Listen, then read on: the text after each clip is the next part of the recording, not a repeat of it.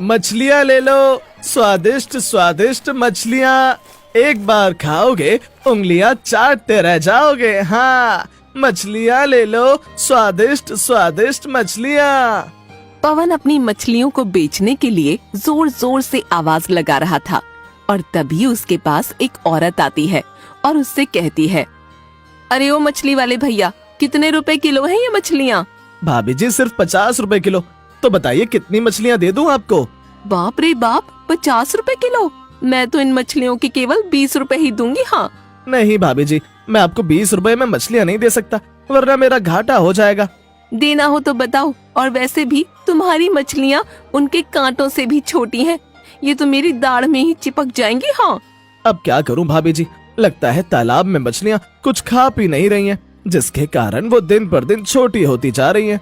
मुझे नहीं लेनी तुम्हारी ये कुपोषित मछलियाँ, मैं कहीं और से मछलियाँ खरीद लूंगी। इतना कहकर वो औरत गुस्से में वहाँ से चली जाती है। अगर आज मेरी मछलियाँ नहीं बिकी तो भाग्यवान मुझ पर बहुत गुस्सा करेगी। हे भगवान, मेरी मदद करो। ऐसे ही सुबह से शाम हो जाती है।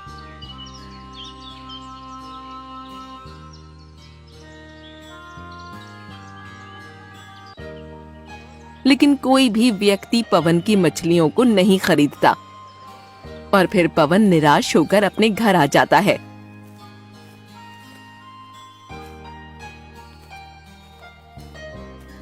आ गए महाराज, आज मछलियाँ बिकी कि नहीं?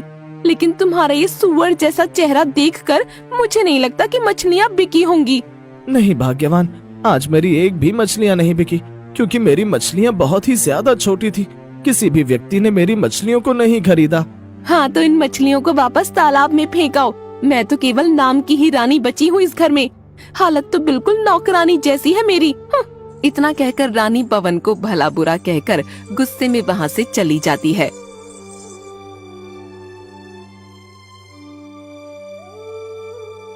भाग्यवान, अरे ओ भाग्यवान, आज मुझे खाना नहीं मिलेगा क्या?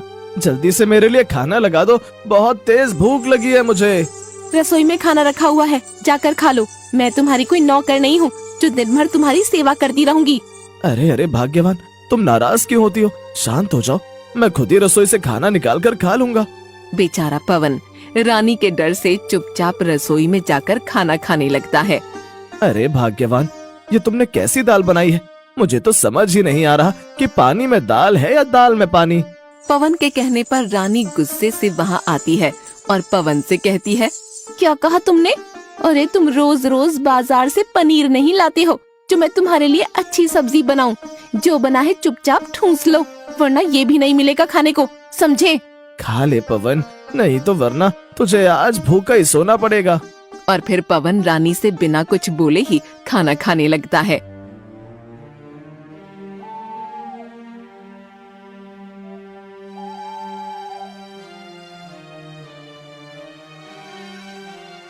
ओहो, इन मच्छरों को भी अभी आना था।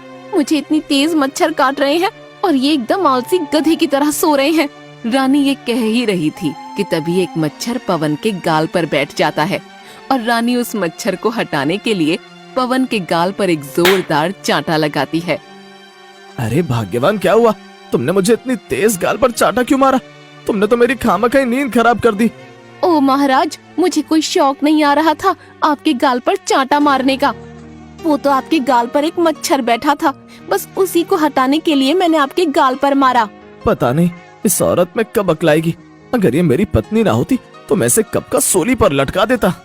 अरे अब क्या मन में बड़बड़ा रहे हो? मुझे बहुत तेज मच्छर काट रहे हैं। जाओ एक पंखा लेकर मेरी हवा करो। ठीक है मेरी फूलों जैसी महारानी, तुम सो जाओ, मैं अभी तुम्हारी हवा कर देता हूँ। अरे अब मस्का ही लगाते रहोगे कि मेरी हवा भी करोगे? और फिर पवन सारी रात अपनी पत्नी की पंखे से हवा करने लगता है।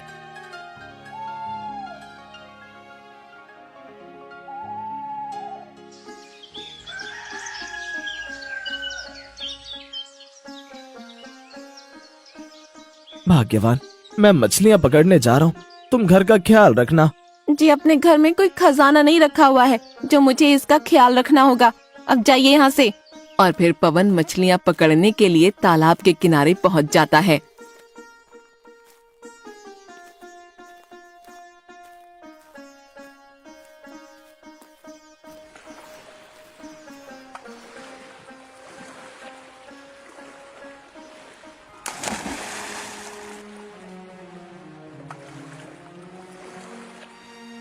अरे ये क्या, आज तो मेरे जाल में एक भी मछली नहीं आई, और अगर मैं खाली हाथ घर लौट गया तो भाग्यवान मछली की जगह मेरी ही सब्जी बना देगी।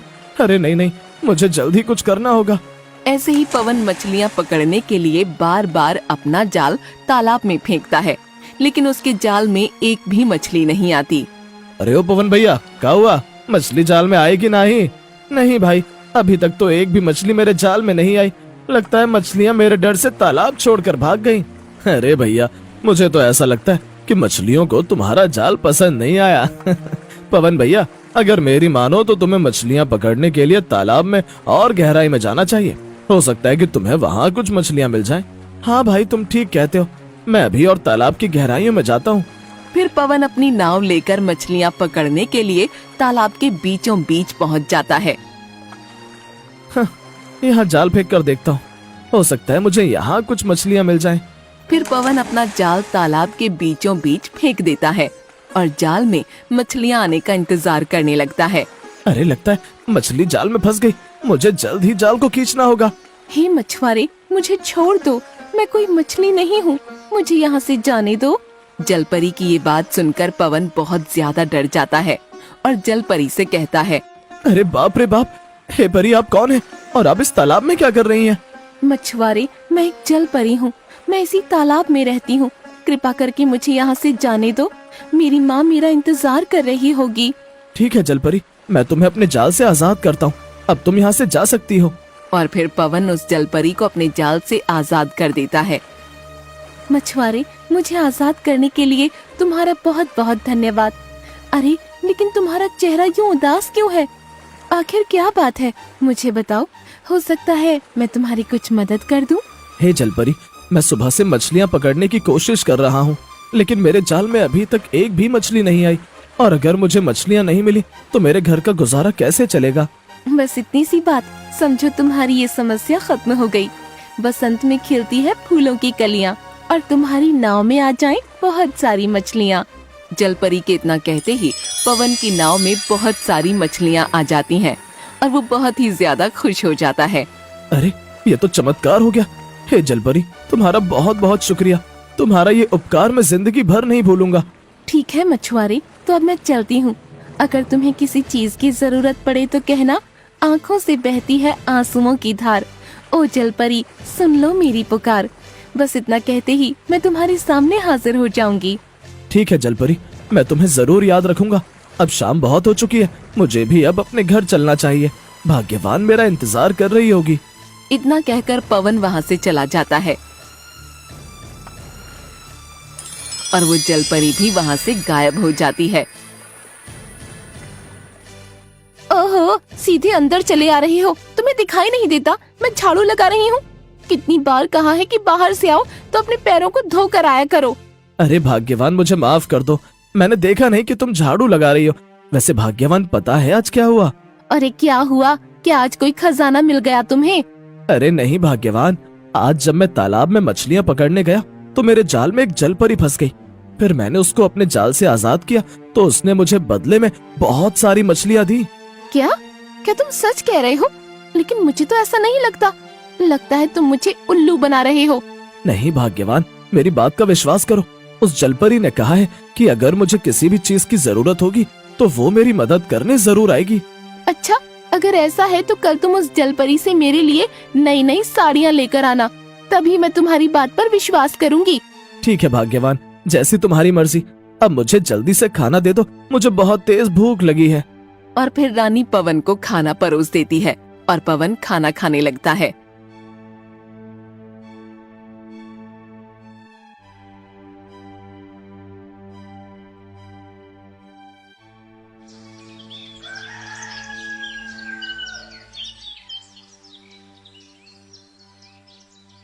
भाग्यवान, मैं मछलियाँ पकड़ने जा रहा हूँ, तुम अपना ख्याल रखना। ठीक है जी, लेकिन मेरे लिए उस जलपरी से साड़ी लाना मत भूलना। ठीक है भाग्यवान, ले आऊंगा। अब मैं चलता हूँ। इतना कहकर पवन मछलियाँ पकड़ने के लिए चला जाता है।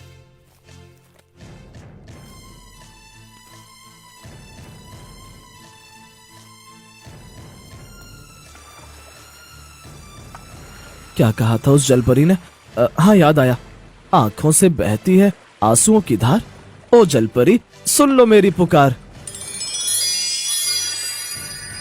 तो बताओ मछुआरे, क्या समस्या है तुम्हारी? जलपरी, कल मैंने तुम्हारे विषय में अपनी पत्नी को बताया था, लेकिन वो मेरी बात का विश्वास नहीं कर रही है। उसने कहा है कि अगर तुम उसके लिए मुझे साड़ियाँ दे दो तो वो मेरी बात का विश्वास करेगी। ठीक है मछुआरे, जैसी तुम्हारी इच्छा। दिवाली पर चलती है पटाखों की लड़ियाँ, तुम्हारे हाथों में आ जाएं बहुत सारी साड़ियाँ। जलपरी के इतना कहते ही पवन के हाथ में बहुत सारी साड़ियाँ आ जाती हैं, जिसे देख वो बहुत ज्यादा खुश हो जाता है। तो मछुआरे, अब मैं चलती हूँ। अगर और किसी चीज की जरूरत हो तो मुझे याद कर लेना, मैं तुम्हारी मदद करने अवश्य आऊंगी। ठीक है जलपरी, तो अब मैं चलता हूँ।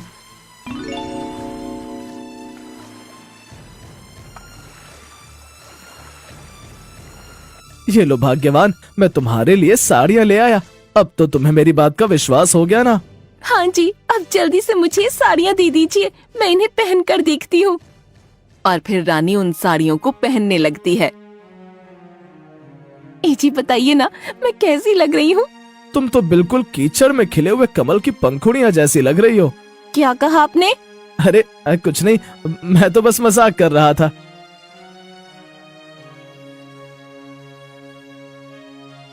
घर में खाना बनाने के लिए कुछ भी नहीं है, अब हम दोनों क्या खाएंगे? कुछ सोचा है आपने? रुको भाग्यवान, मैं कुछ बंदोबस्त करता हूँ। अरे तो इसमें बंदोबस्त करने की क्या जरूरत है? अपनी उस जलपरी के पास जाइए और उससे खाने के लिए राशन लेकर आइए।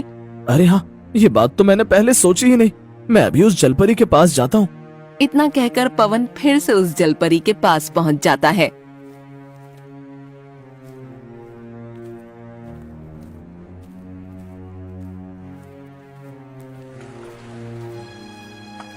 आंखों से बहती है आंसुओं की धार, ओ जलपरी सुन लो मेरी पुकार।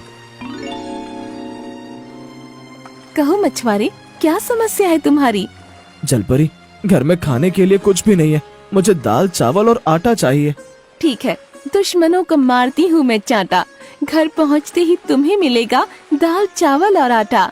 जलपरी के इतना कहते ही पवन के घर पर दाल चावल और आटे की कई सारी बोरियां आ जाती हैं।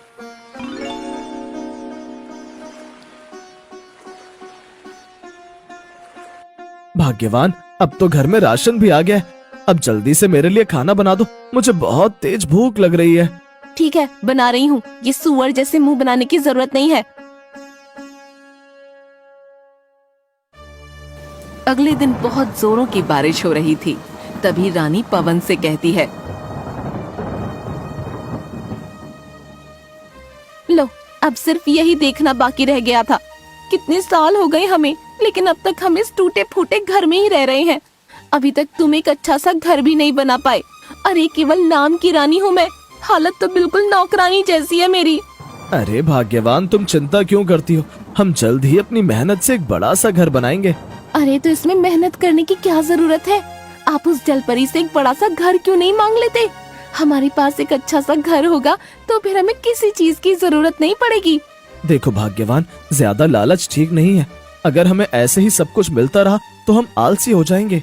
जी मैं कुछ नहीं जानती। अगर आपने उस जलपरी से एक बड़ा सा घर नहीं मांगा ना, तो आज के बाद मैं आपको खाना बनाकर नहीं दूंगी, समझे?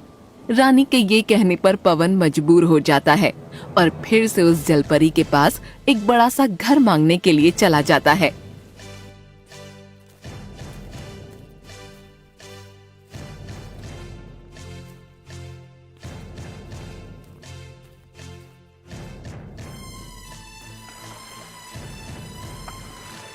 आंखों से बहती है आंसुओं की धार, ओ जलपरी सुन लो मेरी पुकार।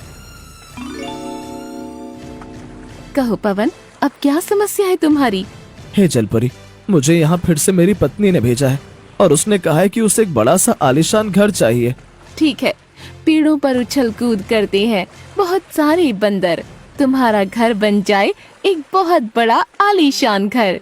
जलपरी के इतना कहते ही पवन का घर एक बहुत बड़े आलीशान घर में बदल जाता है।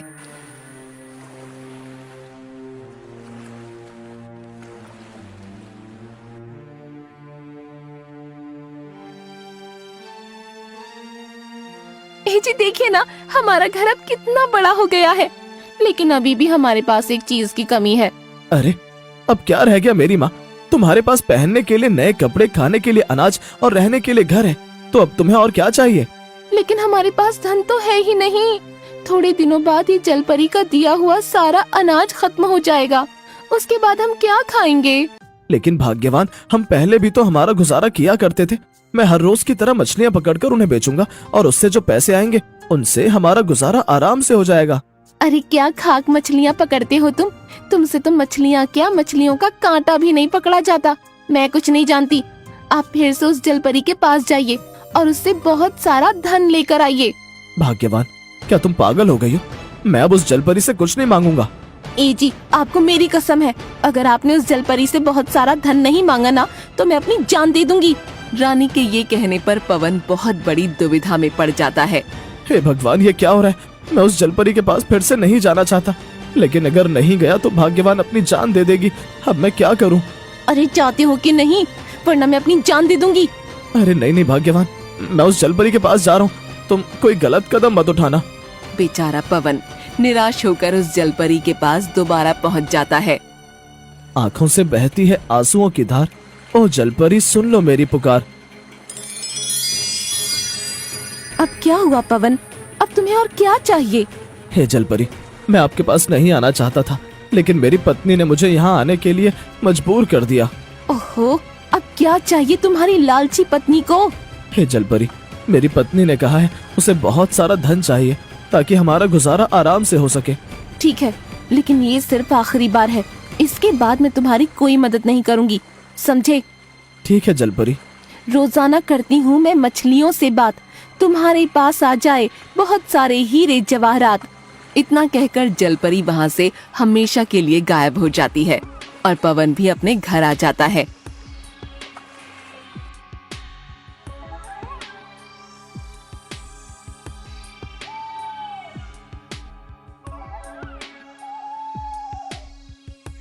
ए जी बताइए ना, ये गहना मेरे गले पर कैसा लग रहा है?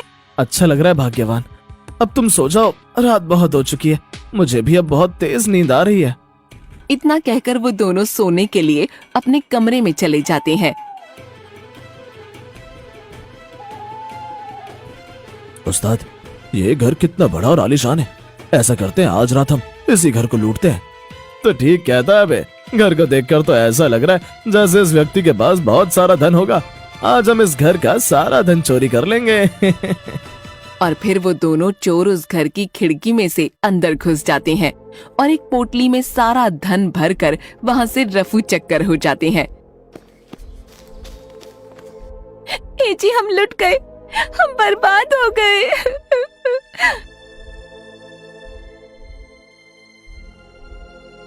अरे भाग्यवान, क्या हुआ? तुम ऐसे रो क्यों रही हो? आखिर बात क्या है?